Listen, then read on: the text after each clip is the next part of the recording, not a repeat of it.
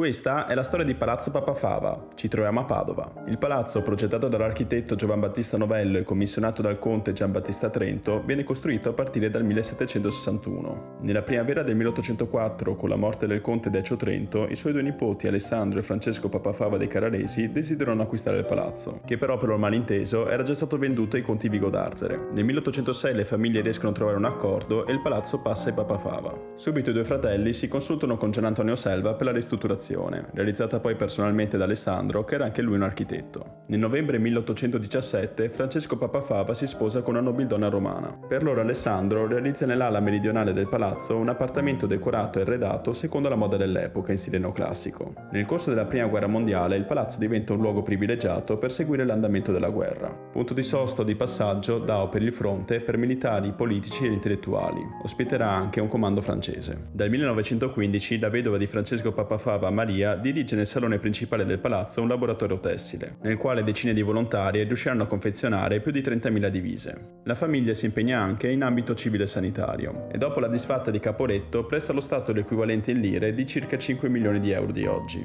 La contessa Maria, per tutti i suoi sforzi, ottiene la Croce di Guerra al merito. Durante la Seconda Guerra Mondiale il palazzo è sede del rettorato dell'Università di Padova e ci soggiorna per un periodo il rettore Concetto Marchesi, che qui istituisce il Comitato di Liberazione Nazionale Regionale Veneto.